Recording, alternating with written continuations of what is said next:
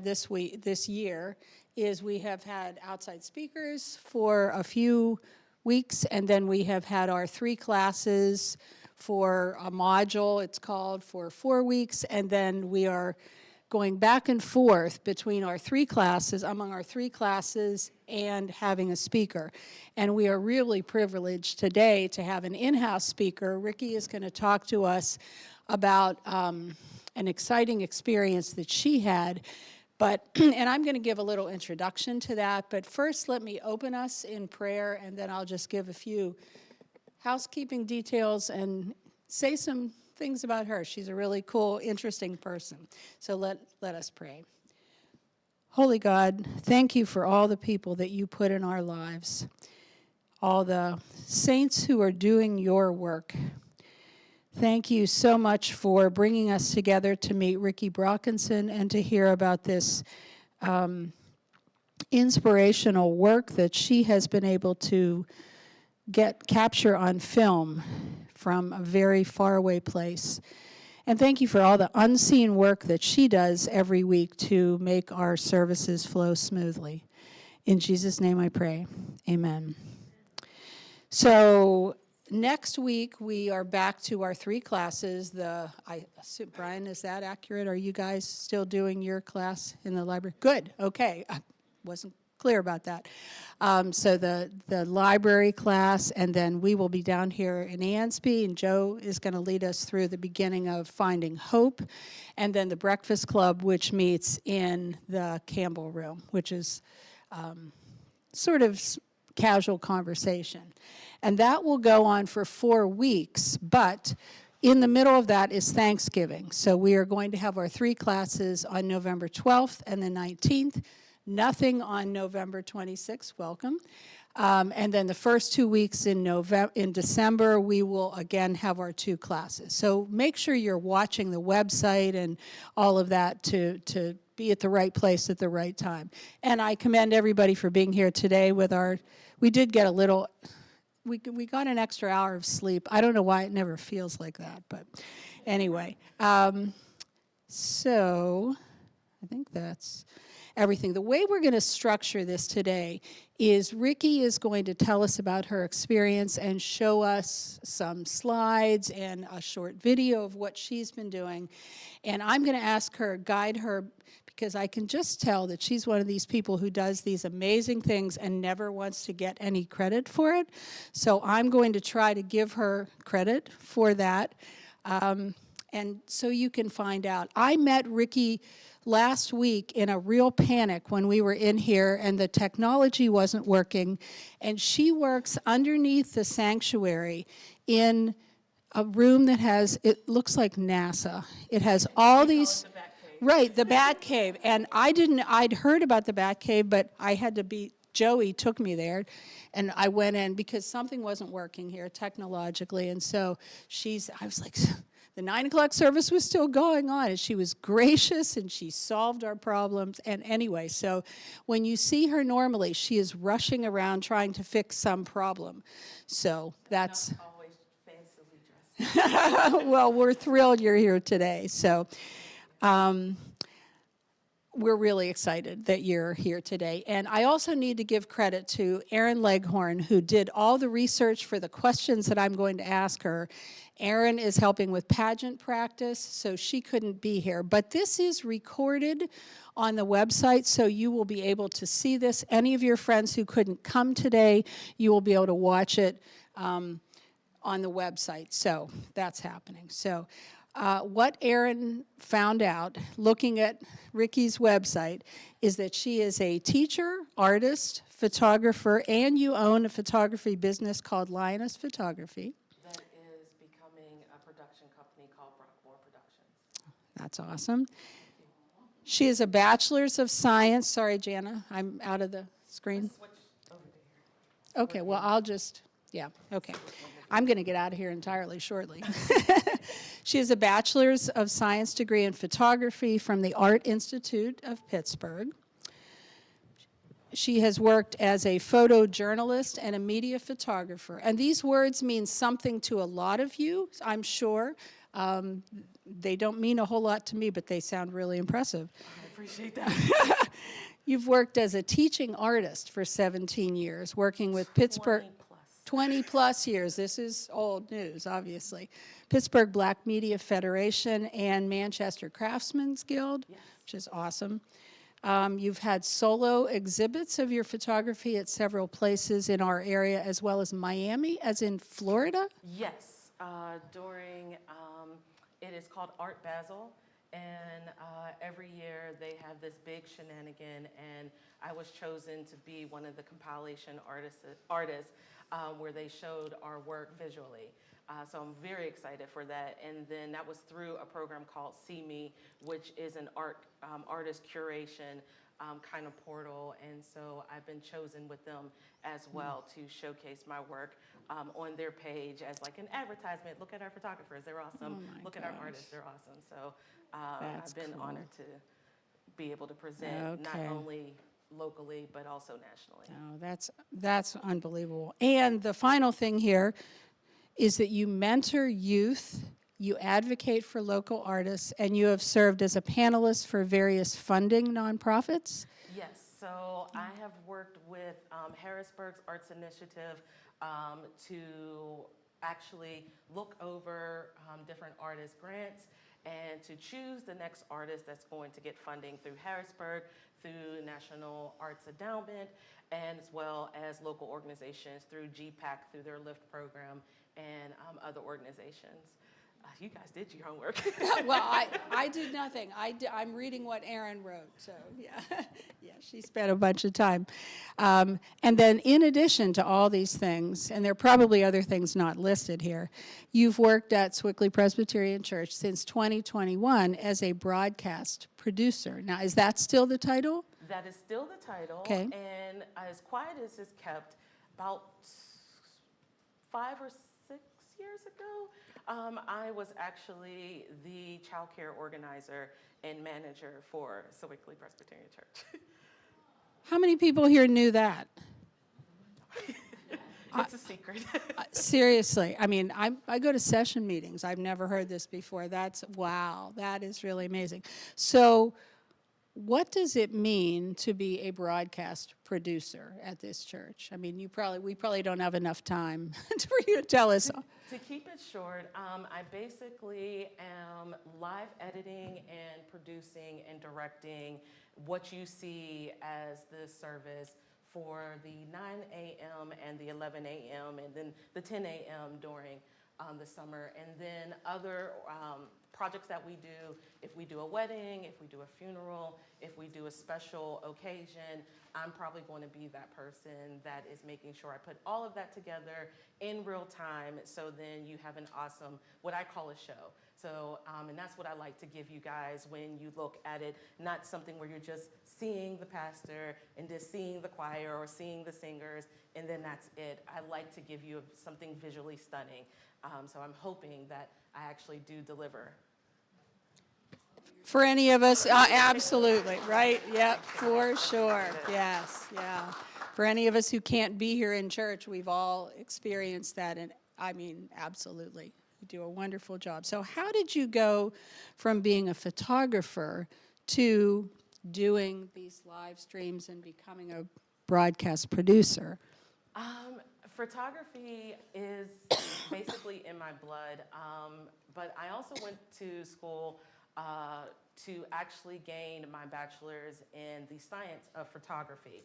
So I learned the backgrounds of doing black and white and digital, and then the scientific of doing the water work, which is developing and processing your own film, and printing, to also understanding the computer and the programs that you have to use, color balance, and then also learning how to pan and tilt and shoot and zoom with a camera. So it's just been there.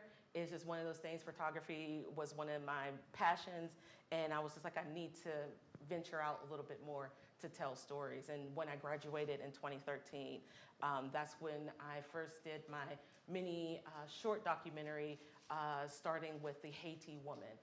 So I have a mini documentary that I first started.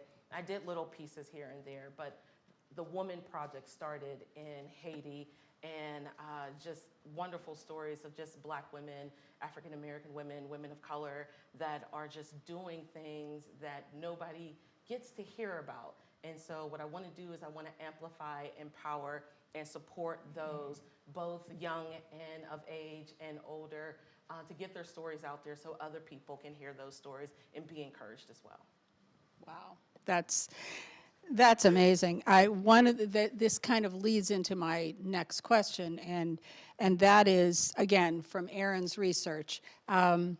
She saw on your website, and you said that this has been updated, that you grew up in Pittsburgh, and and I was just wondering how that has affected, how your growing up years have affected your career trajectory, and particularly this emphasis, obviously, on empowering women. So if you would speak about that a little bit. Yes. One of the things is that growing up in the urban city of Pittsburgh, I just didn't have a really good time in high school. And I had to figure out what to do next. And I made the huge decision of actually, because I turned 18 at the time, to sign myself out of high school and to continue doing something. I didn't know what that was. I didn't know where I was going to go with that. But I took that endeavor, as scary as it sounds, and I signed myself out of high school. It just wasn't working for me. And I went to a summer workshop that was teaching photography, journalism through photography, writing, broadcasting, and radio. And I went into the photography portion. And the unfortunate thing was we had a horrible teacher. And, and I went to the organizers and I said, I know my ISO, I know shutter speed, I know this, I know that, I know rule of thirds. I could teach this program. I could teach this department. And they said, okay, do it. So I was like, I was just talking a lot of stuff. I don't know if I really want to. But the organizers for the Pittsburgh Black Media Federation, Chris Moore and Olga George, which I fondly call Chris Moore, he is my godfather, gave me the opportunity to the following year in 2001 to be a teacher, and that's where I started my track as being a teaching artist. And because of them, because of my two mentors, Wani Rahman and Bill Winston with the Manchester Craftsman's Guild, because I was also a student there, and Olga and Chris, I was taught how to then give back. You learn something, you know this knowledge, and as women, we love to share what we learned with someone else, especially with our fellow group. And this led me on the path of how do I then empower young people that were like me, who fell through the cracks, who had to make the hard decisions, and then encourage them to do the next things. And so that's when I started being of service, going through nonprofit organizations and being a teaching artist for about 20-something years. Wow. I mean, this is just all, and it all flows. Your story all flows, right? Oh, wow. So last year, you took a trip to Sierra Leone to film a documentary about a school, and this a school that was started by a woman. Ricky wrote down how this woman's name is spelled, and helped me pronounce it, and I'm going to do it wrong, and you can correct me. Liende Biana Pops Garnon? Peps, yes. Peps Garnon. And I might be saying it wrong too, Okay. so I do, please forgive me. But Okay. I do, that is her name, and she's amazing. She was an amazing woman. How did you learn, so she is no longer She's no longer with us. right, okay. How did you learn about this school? Give us the trajectory of how this all happened, and I'm going to sit down at that point. Okay. So. So I went to the National Arts Endowment for a conference and about teaching artists, and I led a panel about aligning your mission with the mission of your organization that you're working for. A lot of times when we work for nonprofits, it's not really about money. It is about the mission, what they stand for, and then what you stand for. So I talked about that alignment and how to continue to align yourself with those different missions. So that was the round table. And Leanda's daughter was there, and she's a teacher. She's an advocate. She is actually a director of the school currently. And we just started talking, and it just bloomed like, oh, what do you do? Well, what do you do? Oh, I do this, I do photography, I do all this little stuff. And she's like, oh, great, that sounds really awesome. This is what I do. And I said, oh, how did you get into that? And so she tells the story of her mother who, when she had 3 kids, she quit being a nurse, married 3 kids, have a home, living, you know, a moderately great life. And she said, I'm going to quit being a nurse, and I'm going to create my own nursery in my home.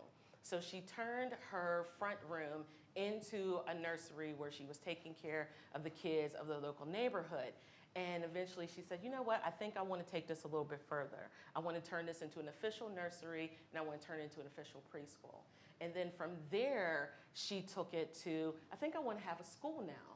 And so now the former home, they moved it into downtown Freetown, and well, what would be considered downtown Freetown, and created this nursery and preparatory school for, basically for students to get them the start of the track. Start well, end well is their mission.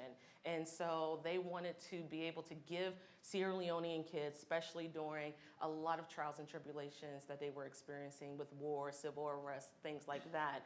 And she wanted to give them the opportunity to educate, especially young girls. A lot of times young girls don't get to go to school. They are sent to taking care of the parent, taking care of the house, getting a job to help do what they need to do. So she was able to create this. Now, this is a woman in the continent of Africa with a man following a Christian faith, and was like, I'm going to do this, and had the support. Even though her kids were like, you have kids. Why do you want more kids? But she took other kids in, teaching her kids what to do when you have something and you can be a resource, you can be an opportunity, and then how to take that further. So last year was the 55th anniversary of the school. They have 3 floors. They go up to about 5th, 6th grade. And it's amazing what they were able to accomplish. And then what her daughter, Audrey, and her son, Layard, has put together. Unfortunately, their brother has passed on, but they continue the legacy of their mother. So she was going through and saying, if you want to come, you should come if you want to come. And unfortunately, when we met, they could try to do an anniversary every 5 years. So unfortunately, when we met, I couldn't go during that time, but in 2022, I said, I'm going. I don't know how, I don't know when I'm going to get there. And it literally was up to the point where I had to say, I'm coming. And she was gracious enough to invite me to record and photograph the whole time, especially the celebration.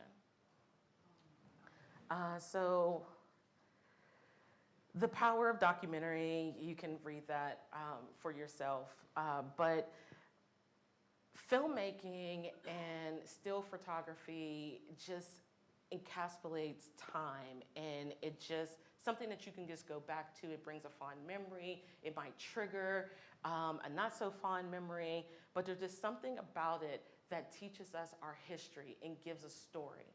And we had a time to where we can pass that story on over and over again. And with Leanda, she took hope into her story. She didn't know if this was going to be a success. She didn't know if her husband was going to accept this or not. She didn't know that the community of Freetown in Sierra Leone was going to accept her building this school and turning into one of the top schools for elementary, for preschool and elementary students to go to continue their education into better and private schooling. So it's that hope that gives us. And we get it through when we see a picture of somebody surviving something, or we see a video or a documentary about a person doing something great, or just doing something that we didn't know that people can do. So it's just one of those things that I want to do as a Black woman, to be able to tell other Black women's stories about giving them hope and encouragement, about we don't all do just one thing. We do many things as a human race, period. But as Black women especially, we don't really get a lot of hearsay about, oh, you like to kayak, oh, you like to horseback ride, oh, you like to travel, oh, you like to knit, oh, you like to do all these different things. And I've met people and women who are welders, who are brick masons, who have done extraordinary things that you don't even think women can do. So I want to keep and continue to tell those stories. But I chose Haiti and Sierra Leone because we don't really know a lot. And I wanted to look into my ancestry and see like what other stories I can tell to encourage other people to look into their ancestry. So we talked a lot about me, but like I said, I've graduated from the Art Institute of Pittsburgh. I've also produced an online talk show host with Chris Moore called #MoreTalk this year. And again, my mission is to amplify, empower, and stories. I don't need to go more into it because Erin did her homework, and I appreciate that. The story about Leanda Banna Pobbs Garnon, and okay, you can't read it a little bit. But as Auntie, as she's fondly called, she just had this connection with people. And she would pursue her, oh, why didn't you come? What's going on? Well, what do we need to do? How much money do you need? What food do you need? Are you getting fed? Are you having lunch? Are you having breakfast? Not only for the kids, but for the parents as well. She made sure that there was no excuse to send your kids to the school. A little bit behind the scenes, I was able to photograph beautiful Sierra Leone. In the documentary, there will be more on it, but I wanted to give you a little bit of the story of why women in particular are just so important to society, to civilization, what we do and what we give in. So the highlights of this teaser trailer, it is a rough draft. I'm continuing to work on it. I would like to complete it, but as things, you have a deadline of like, yeah, in spring of 2023, I'm going to have it and do a premiere. And it's like, wait. We might have to elongate this a little bit more, especially when you're working with other people. So hopefully it doesn't take another year to be able to get this documentary out there. But the highlights of this is you're going to hear from the Cowfoot Prince.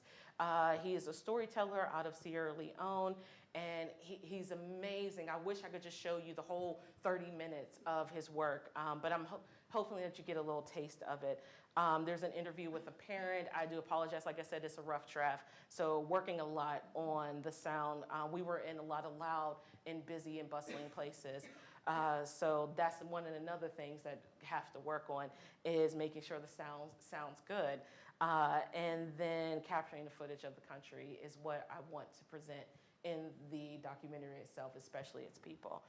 So right now, this should lead us to the documentary. So if we can have the lights dimmed, this will be about 10 minutes. I understand if you can't stay long, but it'll be about a 10-minute preview. Ricky, we're not getting it back here. How am I going to get that video back here? It should be on the next slide. Whenever, let me see. Okay.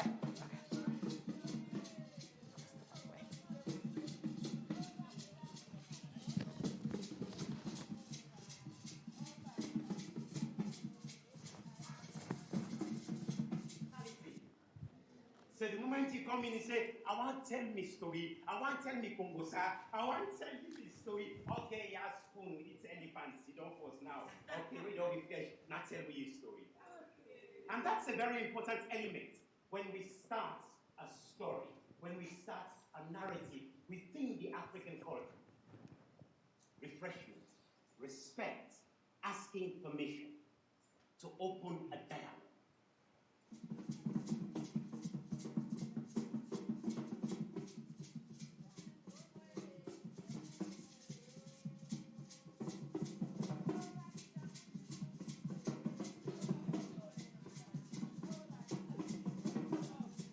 Because what we're talking about here, man, is so important. It's so important. And it is all wrapped up in storytelling. But storytelling begins with one entity alone. And that entity is what I'm looking all around here at. What's that entity?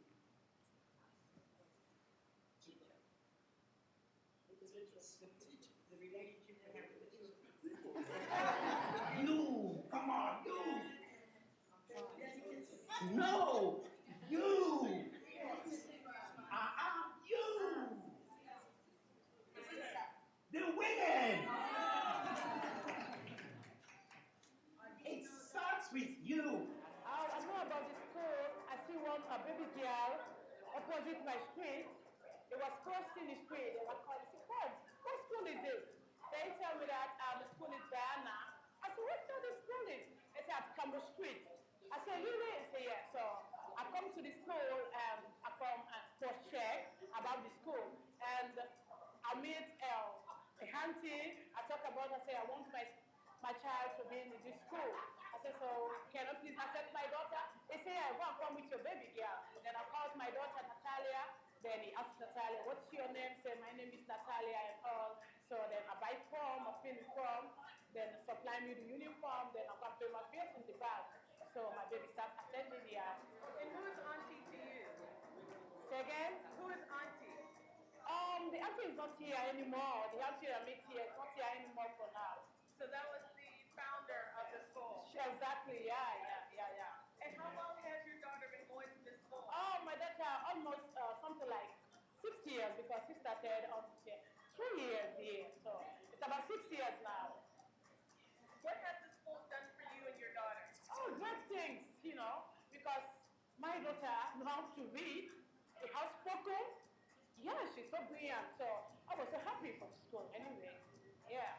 So, I can talk to my fellow mothers or parents out there. If you come with your daughter in Banna school, can we get it? Yeah. And have you been telling other people about Of course. I'm telling many, come with your baby girl, your baby boy at Banna school, because Banna school are doing very well. We have a computer lab. My daughter knows how to operate computers. Oh, she's here, she's now 6 years. She knows how to operate computer and all. So, I kind of impressed anyway, Banna.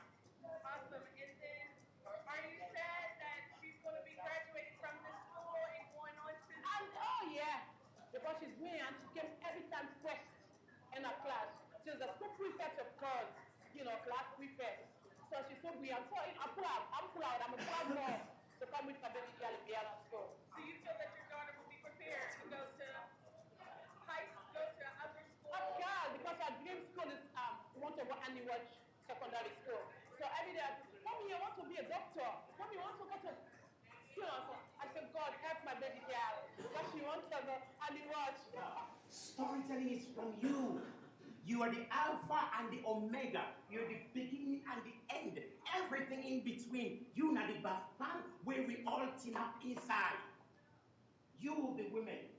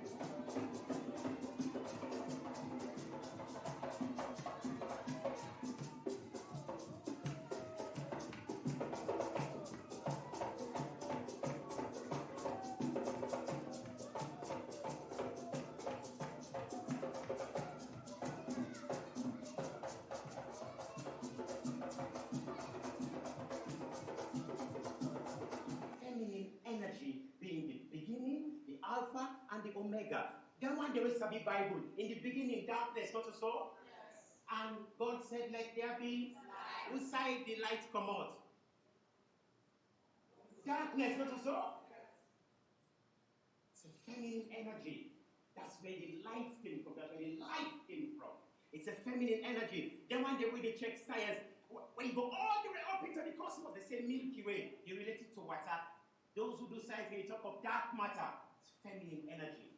When you talk of water, in Sierra Leone, we say, we'll not say mommy water. As we say mommy water, mama they forget not to so. But if you say mother water, mama water, what's in there for free? Of course, it's a very powerful entity. It's a powerful entity. You are that powerful. So the story begins with you. God, I hope you get this. This is deep within the African culture, within the African entity. That's why when we say Mami Wata, when you go to Egypt, the River Nile is looked after by the goddess they call Happy, from where we have the word happiness, a zest of life. So feminine. So what you are doing for those children, you are setting the story for them now, so that in the future, they will reap fruits that will be delicious for the nation of Sierra Leone. That's what you're doing right now. Please take this as the greatest duty you are serving or giving to this nation.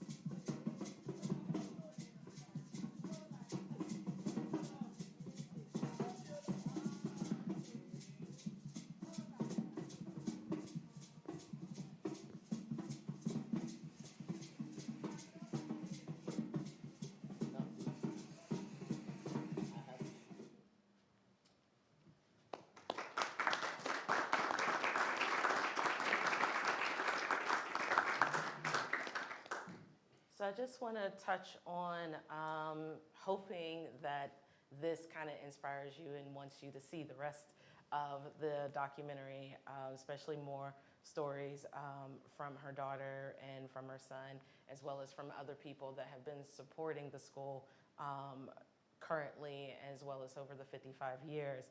I was sponsored to be able to go on this trip, not only through an organization called Women of Vision that I am an artist member of, but this Wickley Presbyterian Church, through their mission, there was a grant that I was able to apply for almost close to last minute. I was given the opportunity to be able to tell my story of why I wanted to tell this story.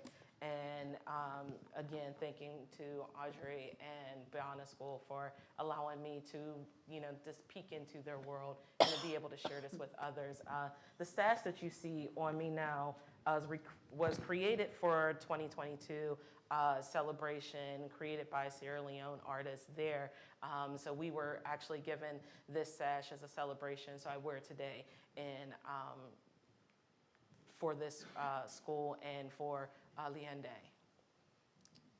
We're going to move to That's, I can barely talk after watching that. I mean, that was just so emotionally and just intellectually and spiritually moving and inspiring. All the work that you have been able, and just sort of joining this river of women who started this all these years ago, and your own story intersecting with this. I mean, all of our lives are like this, but just really It was just inspirational. So Rici has a few minutes more before she has to go back to the Bat Cave. And back to work. She was excused to come and speak with us. So we are going to allow time for questions. And I know no one likes this microphone. So what we're going to do is if you have a question, because we are recording it, we are going to repeat your question so that people online are able to hear it afterwards. So is there anybody who would like to ask a question? Joanne. What was the most unexpected thing that you experienced when you went there? So, Something that really surprised you? so the most unexpected, surprising thing. One was traveling there. That was a pain. I got a lot of stories about this. There's easy travel, and unfortunately, we got the worst of the worst travel. But once we got to the country is beautiful. It is amazing. It's still going through some residuals from the inner fighting and civil unrest. There's a lot of refugees that have come from the coast into Freetown. Freetown, it was like, as you would see downtown Pittsburgh, it was a metropolitan area. It had middle class as well as lower class and high class at the same time. If you consider classism, the thing to measure someone's life, what they do well in their life. But because of that, you would think that, it just would not look as beautiful. It just wouldn't be as welcoming. You would think that you would see a lot of more turmoil, a lot of degradation of buildings, things like that. And it just wasn't like that. And the people were amazing. And just like in any other place, you have the good and the bad. So you definitely have to be careful, watch yourself. But when you get there, there wasn't any like, oh, I feel like I need to do and protect. It was more like, hi, how are you? How's your day? What have you been up to? A lot of people just coming up to you, not just asking your story. You see a woman with a camera running around like crazy, holding her phone like this, recording shots and stuff for, and it was just a beautiful and amazing place to be. Lee? Would that school have been considered a private school? I mean, is there a government structure of education for children, and this was separate from that? So the question is about whether it's a private school or a government-supported school, basically, right? Is that Well, I just want, yes. the structure of it? It's considered a private school. Okay. It's considered a private school to what you may think a private school is, because what they do is they do have an application process. They are only limited to a certain amount of kids that can be in their school. So you have to apply to be a part of that school. And a lot of that is the parents have to put in a part of what they need to do. So a lot of times it's just like when we have, PTA and so forth. So as long as the parent is putting into the school as well, the kids and the parents are not charged for that school. If I make sure I'm saying that correctly, but they're not charged to go to that school because they're putting in, they're volunteering, and they're making sure the kids are there and available. It's from the preparatory to the secondary is where they go to a lot of private schools that do have a tuition base, that do have more based on the government being able to assist them in having kids come into their school. And so they are very much like, oh, Banna's doing a great job with their kids. We want those kids in our schools. So that's the reason why Leanda, when she created this and continued this process, it was to make sure that this was a school where they started well, they ended well, and they were able to continue on into those schools that they may not have had the opportunity to go into. Hope that answers your question. Yeah. Go ahead. The woman that was leading the parade and then also dancing up front in the beautifully colored dress, is that the daughter, or what role Yes. did she play in the school? I think we heard that. Okay, yes, so the woman who was leading the parade and then who was in front, your question, Is she the daughter? is she the daughter of the founder, and what is her role currently? Yes, That is Audrey. She is the director of the school. She's the one that's continuing the legacy with her brother, Layard. Layard is the one that's bringing in the computers and the technical. Has an IT background, so he's bringing the technical part. They do science, technology, as well as music as part of their 3 major curriculums for their school. One thing that I asked Ricky before we started this was the definition of primary school, because the other countries have different structures for education. And she said that this basically ends at 11 or 12, and then, then kids go to secondary school, which is the equivalent of our middle school and senior high together. So which I know a lot of countries do that. We obviously have a separate middle school program, but so that's, and one of the things that was on the some information that Aaron had researched was all the awards that the school has won, and the scores of the kids from this school are really high. So you alluded to that. So. And one of the major things is that they do kind of like the Olympics. So they do a lot of track and field within their school as well. Unfortunately, I didn't get to see that, but that's one of their major things as well. And to do is to make sure that the kids get a full round education comparable to some of our schools here in the United States. So it's amazing what she was able to accomplish just being a nurse and just wanting to start, watching kids out of her living room, to be able to have a 2-building, 3-story schoolrooms where you have teachers, you have faculty, you have staff, and also you have the parents putting in and volunteering as well into the mission of making sure that these kids have a good start, that they can actually be accomplished. And a lot of the alumni that we got to meet during the trip were women who based their success all the way back to Banna school.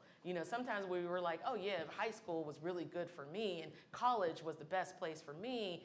And it's like, no, they were like, no, my fresh start was going to Banna and being able to get that stepping stone into a really good school and to be accepted into a really good school. And that led me to be an entrepreneur. That led me to be an educator. That led me to be, and I was like, that's just amazing to be able to have that legacy trickle down, even though she's no longer with us.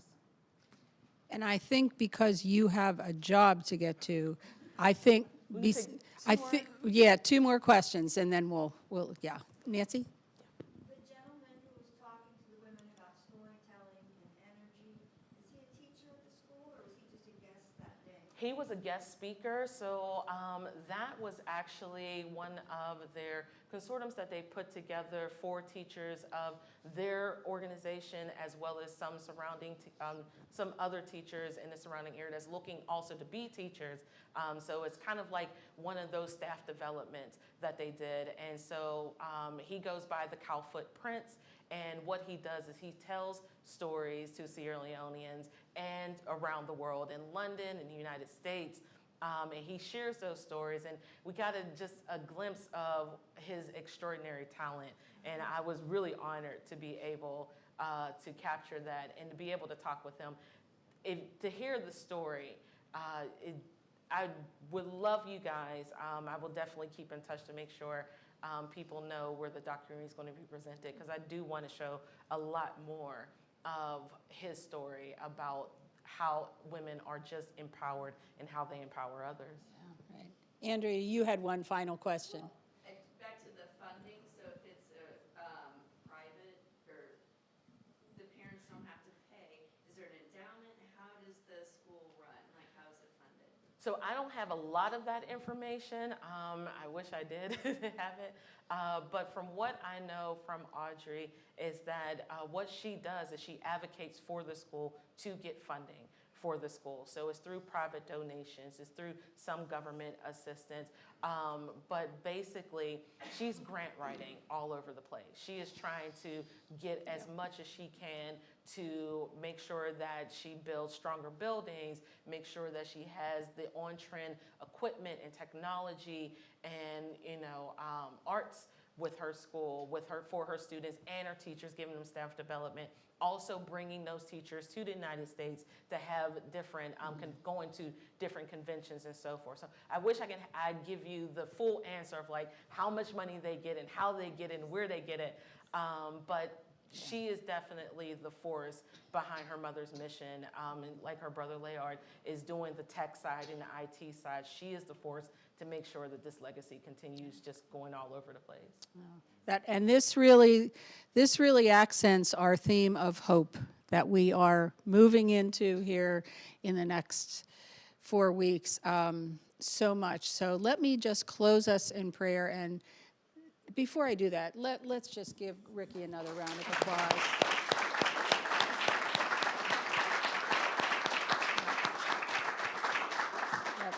Thank you so much for preparing all this, for taking the time away from everything to be here with us today. And again, thank you to Aaron Leghorn, who did all the research. So let us bow in prayer. Holy God, we thank you so much for Ricky's presence here today, for her presence in our church, for the women that she has impacted, and across the ocean to Sierra Leone and to this wonderful school. Thank you so much for allowing us to find out wonderful things that are going on, and for you giving us the hope to join in and to continue your service. In Jesus' name I pray, amen.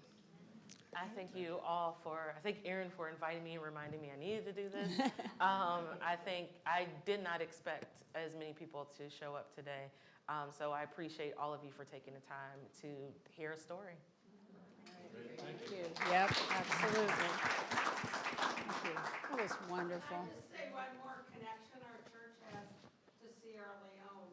Some of you may know, most of you I don't know, Mariam Croma, her family, Catherine Dana, who've been here for almost 20 years. And she came from a refugee camp in Sierra Leone. That's how she came to America, to Texas. It was from Sierra Leone. She was originally from Liberia, so it's just another connection. Is she here or? She is, yeah, she here. She works Okay. on Sunday, that's why she can't. Okay, because I might have to connect with her. Remember here, and her daughter is in college, and her son is a junior in high school at QB. Thank you for sharing that. I appreciate it.